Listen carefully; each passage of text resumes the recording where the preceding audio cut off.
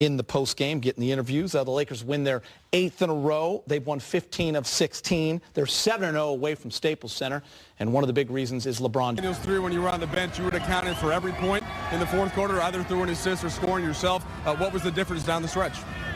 Just our effort on the defensive end. You know, LA had it going all night, getting that 2-ball going. It got us on our heels in that third quarter. It's a very good team, even though despite their record. So we had to lock down on the defensive end. Was able to do that. The scouting report for many years was to try to go under on screens and just try to force you to shoot. Tonight you passed Peja Stojakovic for 18th on the all-time three-pointers made list. LeBron, how important was that to your game developing that year after year? I just want to be able to, not have any weaknesses, and allow defense to dictate what I do. Because of the Spurs and a lot of my early years is part of the reason why my jump shot is a lot better today.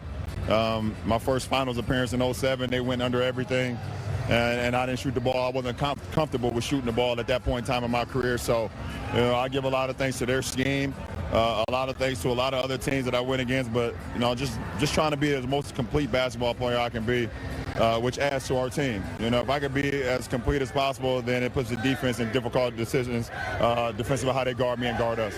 Tonight you had those 3 threes at the start of the fourth. You hear the MVP chants in San Antonio behind us right now. But in that fourth, specifically with the threes, what were you looking for? For me, it's just about reading and reacting, trusting the game plan that our coaching staff put together, and then trusting my teammates that they give me the trust to go out and execute it. So it was a collective group, a collective team win, and it's good to still be in the position that we're in. Thanks, LeBron. I appreciate it. All right, guys. LeBron, excellent yet again, getting MVP chance here, and you hear the ovation as he walks into the tunnel here in San Antonio. So you're LeBron James. We'll talk about him in just a few moments. Big game, James. Go ahead. Lakers' best record in the NBA. They've won 8 in a row, 15 of 16. And by the way, away from Staples Center, because remember that one road loss was Clippers. They're 7-0. Yeah, I mean, any way you look at it, it's extremely impressive. Despite how they're winning, who they're playing, they're capable of in 48 minutes somehow pulling out wins. San Antonio tonight, as bad as their record is, their system is still pretty good, and they were able to get some high efficient shots early in the first half, and second half the defense clamped down. Good performance by LeBron James.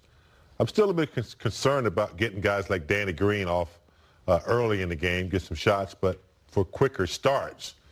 But for the most part, you have to be impressed with their record and how they're finishing off teams. Listen, the Spurs have lost 9 of 10. I love it. Let's not get bored with winning, guys. The Lakers have won 15 of 16. Let me bring you back to these last 7 years. This is a real fun start. The game's acting all cool. You ain't gonna let it go either. You ain't gonna let it go, are you, Gator? No, I'm trying to liven up the show a little bit. You said Geezer's been a struggle. Playoff struggle was real big game, man. Yes. Remember Wesley Johnson? Don't ever let him see you sweat, Gator. Don't ever let him see you sweat. Ryan Kelly? Oh man, yeah, no, it's been a great start. Yeah. I mean, like James said, sometimes it doesn't look like, this well-oiled machine. Yeah. But while they're figuring out, who they are as a team, what the coaches expect from them night in and night out, Caruso's been in and out the last few games. Bradley's been out. Rondo missed some time early. Kuz missed some time early. So it's not like they just have all had this thing going, the way they exactly want it to go. And they're still winning these games. And it's providing a great cushion. The Western Conference is not easy. Yeah. So to get up to a good start is key. And Brez, all joking aside, we talked about it with Big Game in the pregame show. Listen, it's great to be 15-2, but you also know what this Lakers schedule has been, and these are games that you expect them to win. And it's great to pile up these wins because December, January, whatever it's going to be, there's going to be some tough months. Yeah, they kind of tricked us the previous 2 games. They barely won in OKC by 3 points. They barely won in Memphis by only 1. That's 2 lesser teams that the Lakers didn't play really good D against. And then tonight, they're back to this team that was punishing people defensively. San Antonio barely got over 100. And it was really never in doubt once that fourth quarter started up and running. And AD wasn't real efficient till maybe the last part of that fourth quarter. Love his game, though. 6 assists and 6 offensive rebounds. I don't know which one I like better. I want to talk a little LeBron before we get to the highlights. And the Lakers, we've seen them do this, James, a lot this year, especially in the games that you guys are talking about, where they close out that third quarter on a little bit of a run, 10-4, and then open the fourth on a 12-3 run, and now it's ball game. And LeBron takes over 33 points. He hit 4 of 7 from 3. He also had 14 assists. Offensively, he's going next level. I said it before. I mean, when you have a player like LeBron, who's, we talked about it pregame, 8 consecutive finals. He's seen just about every scenario at this point of his career, and every phase of how a game can go. So it's good to have a leader like that who recognizes that, look, we had a slow start. Third quarter, we got back in the game. Fourth quarter, I need to really, I need to punish early, so I can win this game. So that's the key, recognition of what's needed, when it's needed throughout the game. I love what LeBron said to Mike Trudell when he pointed over to that Spurs bench and said, they are a big part of why I developed my game. He never wanted the defense or other teams to dictate how he played offense. He wanted to develop his entire game, Fish. Yeah, I mean, for a player obviously as great as he has been and is so far this season, to answer a question in that way, I wish that every young athlete, and even some of the athletes currently in the league could hear that type of answer, that despite all the finals appearances and the success he's had individually over his career, it's been the failure in the 07. It's been coming up short at times that has fueled and motivated him to not want to have weaknesses as his career has gone on.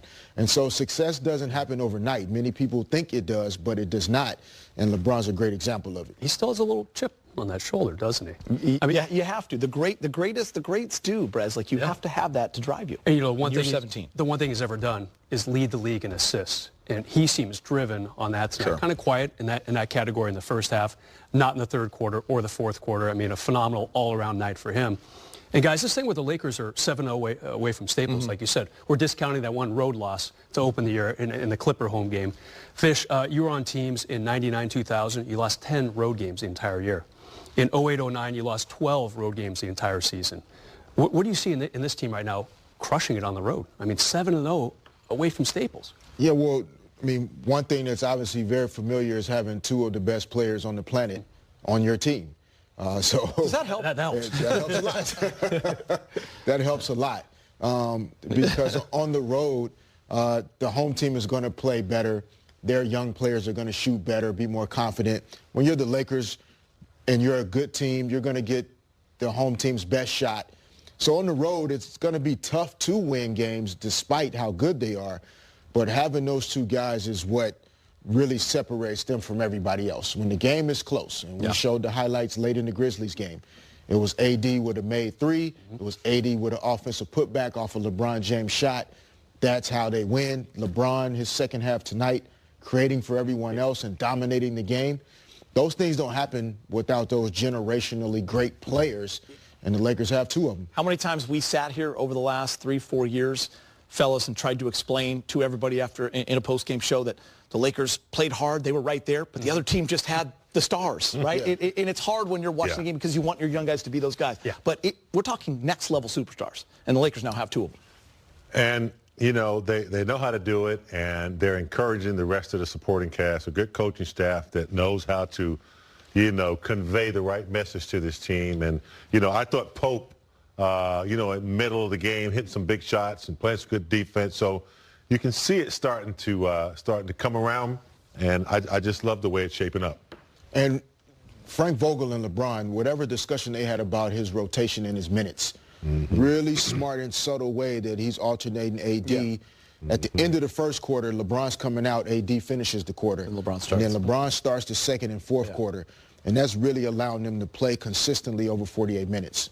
All right, well, let's get you out to San Antonio for the highlights. Lakers continue their road trip in San Antonio, looking to improve 15-2 on the season.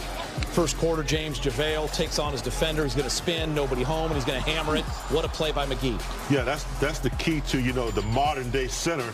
He's not the traditional guy. They're ball handlers, great footwork.